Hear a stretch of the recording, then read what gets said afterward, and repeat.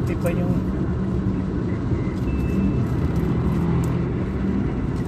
alam na may liliko. May bastos.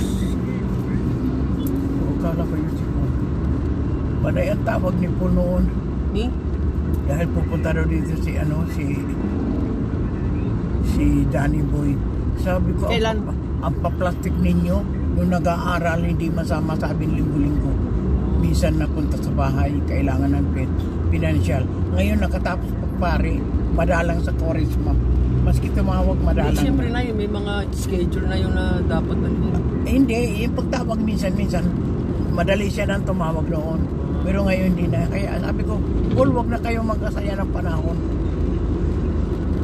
Hindi na ako makalakad, kaya wala na.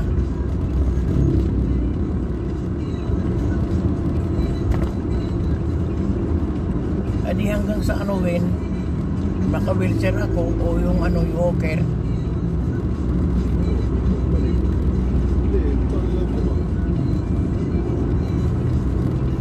Dadali natin yon?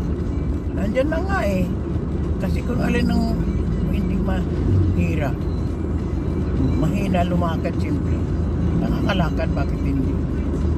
Mayroon gabay, hindi ako makalakad ng tayo talagang ako.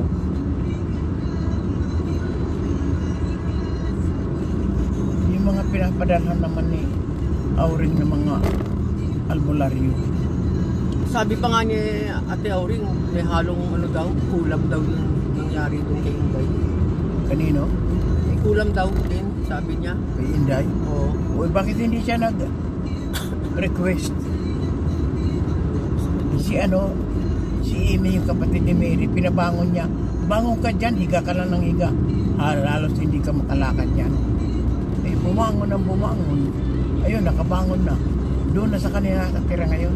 Kay Ate Auring. Yung sanla, sila na nang sinanlahan ng bahay. Sanla upang. Kapares yung kay Carling. Ang dami ng pera ni Carling eh.